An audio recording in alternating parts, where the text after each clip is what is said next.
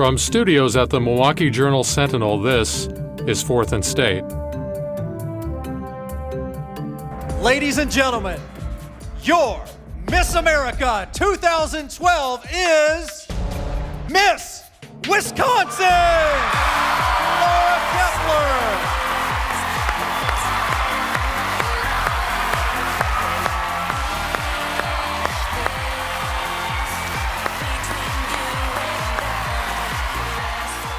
I'm David Haynes. I'm editorial page editor of the Milwaukee Journal-Sentinel, and I'm joined today by Laura Kaeppeler, now known as Miss America. Laura, welcome. Thank you. So what was that moment like? You're up there, just the two of you, the two finalists, and I think I read somewhere where you were actually crying before they named you. I was, yes. I always say that I was, and I don't know why that happened.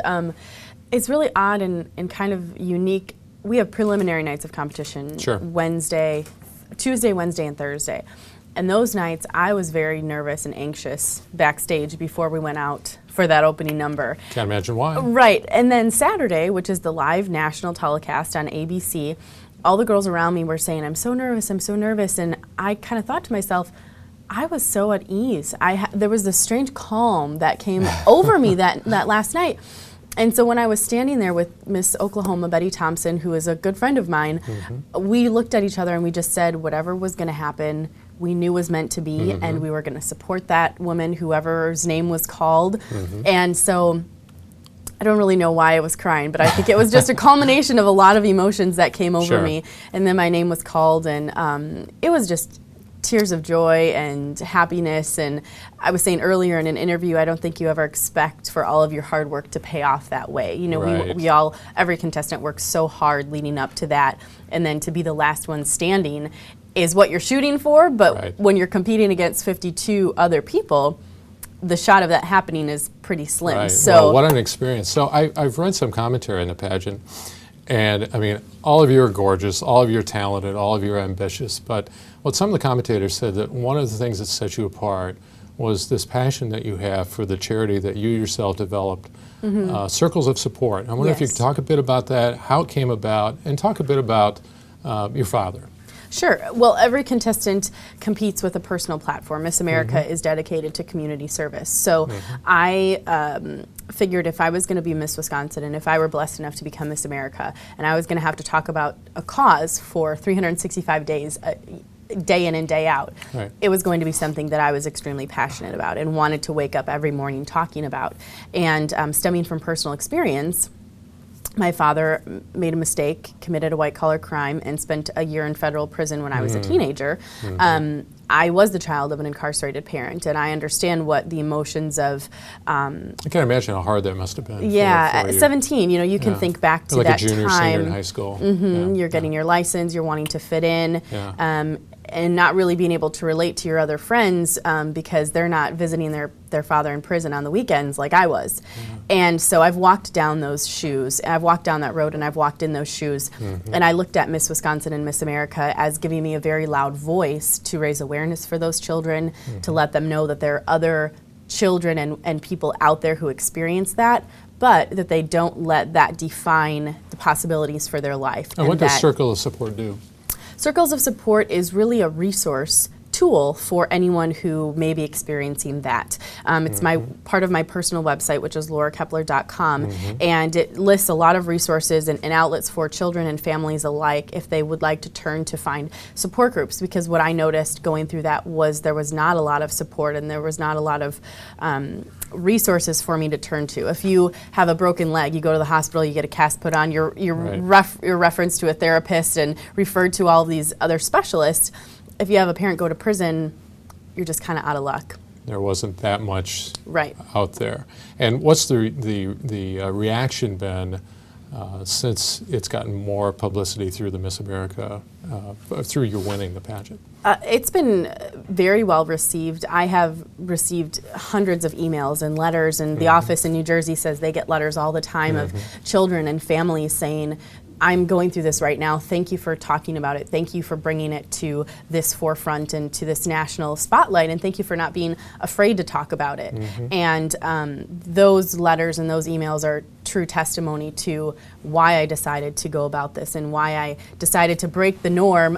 In 91 years of Miss America's existence, there has never been a platform that has talked about incarceration. And so I'm proud of the fact that I stepped out of the box and decided to dare to go down that path, because I see and have researched how many millions of children are affected by that, but also how many millions of adults in our country are faced with incarceration as well. Well, it sounds like a wonderful platform for you to have. Thank you. Talk a bit about your dad. You have a good relationship with your dad. I do. It wasn't always that case. That really wasn't until after he came back from prison. But I have seen him completely change his life around. He's my best friend. He's one of my biggest supporters. I am very proud of him and the life that he chooses to lead. And it truly is a model of turning bad to good. And that's a very powerful message. I spent time as Miss Wisconsin visiting prisons and visiting children who had parents in prison. My dad would come with a lot of those times, and we would present together. And that's a really strong and powerful message to tell inmates or children who have parents in prison.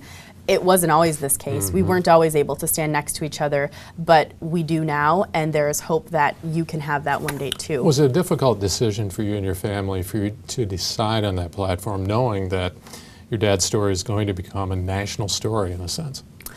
It was, and it was something that I had to have his blessing upon and my entire family's blessing upon, because this was something that we closed that chapter in our life 5 years ago, and this was bringing it again to the forefront. A lot of people would say, let's just forget about that. And you know, I like to focus my year on what can come from that. I don't often like to talk about the reason behind it. Yes, that is my authenticity to it, and that's what makes it a legitimate platform. I think it makes it powerful. It does. Thank you. But there's a lot of power also in the story that can come from it, and so it was a family decision. So you do Miss America for a year, and a year from now you'll. And by the way, for any of you who wondered what happens to the crown, it stays in this beautiful box. Yes, it stays in this box for protection. But at some point, you're going to help put that crown on somebody else's head. I will. Where do you go after that? Well, it's actually been something that I have come to terms with only through competing in this program, and that's that I want to be a lawyer. So I'll go back. That's relatively new, right? It is relatively new, and it was really only through my experiences as Miss Wisconsin and now as Miss America. I hope to practice in family law and more specifically child advocacy law, to be a legal voice for the kids that I come in contact with throughout my years as Miss Wisconsin and now throughout my journeys as Miss America. So let's move to your other interests. You've got a great voice. Thank you. You sang during the pageant an operatic number. What's on your iPod? I got to think that there's something besides opera on there. There is. A lot of people say, do you listen to that on the radio, or is that all that you sing? I love all kinds of music. I love country. I love music theater. I especially love Christian contemporary music. So I have I love Adele. I love John Mayer. I love Sarah Bareilles. I love a lot of contemporary musicians and performers. What country singers do you like? I'm a Rascal Flatts fan. There you Martina go. McBride. Yep. So I like some older stuff. Those are good. Do you still teach voice? I don't. I'm not able to right now because I am not home. But throughout Miss Wisconsin, I did still teach. And although I was traveling, I still had some days off where I would pack in as many students in one day as I could. And they were all very understanding. But they also know, too, that this year I have to commit to Miss America. Now, this Miss America thing has worked out really well for you, and I think a lot of parents would say they'd love to have their daughter win a beauty pageant, but others, especially some moms, might say, that's not for my daughter, I don't want to do that.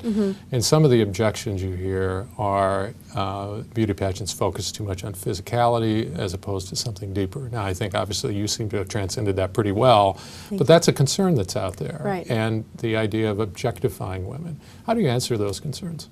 Well, I think it's definitely fair to say it isn't for everyone, but what separates the Miss America organization from other pageant systems out there, and I think that's really the beginning of the stereotypical generalization of what the Miss America organization is that over time there have been so many others that have come into place. Miss USA, which is run by Donald Trump, I can't speak completely for because I've never participated in it, but those young women are more geared towards modeling and acting, and so it is a lot more based on physical appearance. Miss America is a scholarship organization. It makes available more than $45 million every single year to not only the national contestants, to not only the state contestants, but to the girls at the local level as well. We compete in talent. We are devoted to community service. We are young women who are empowered to speak about causes and platforms that we find important in our communities. And someone asked me the other day, what percentage does beauty actually play in the Miss America system? And it's 0.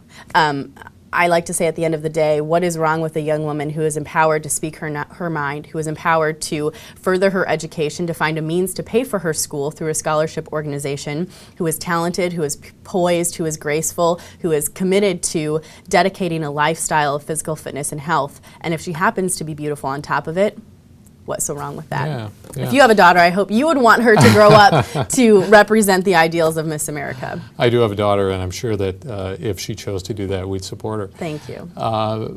Talk for just a second about the preparation that goes into the pageant. Before we started filming, you were talking about it's about 6 months between Miss Wisconsin and the Miss America pageant. Right. So what kinds of things do you need to do to get ready? I think you said the interview is the most important process. How did you get ready for that? Right. Well, a lot of the interview is focused on your personal platform. So I had a large group of people who helped me expand my platform to be a national platform, to make it more diverse than only targeting a small population of children who have parents in prison, but also we submit to the judges a resume sheet about ourselves and then also our platform sheet. But they can also ask us any question they'd like. They can ask us any controversial topic question, any political question, any question that they may be able to find your personality and your morals and beliefs. And so I had a lot of people really was just a process of getting to know me and how I would want to answer those questions. It's really more so how you want to come across in an interview setting, along with talent. I spent day in and day out practicing my talent. So you're in training.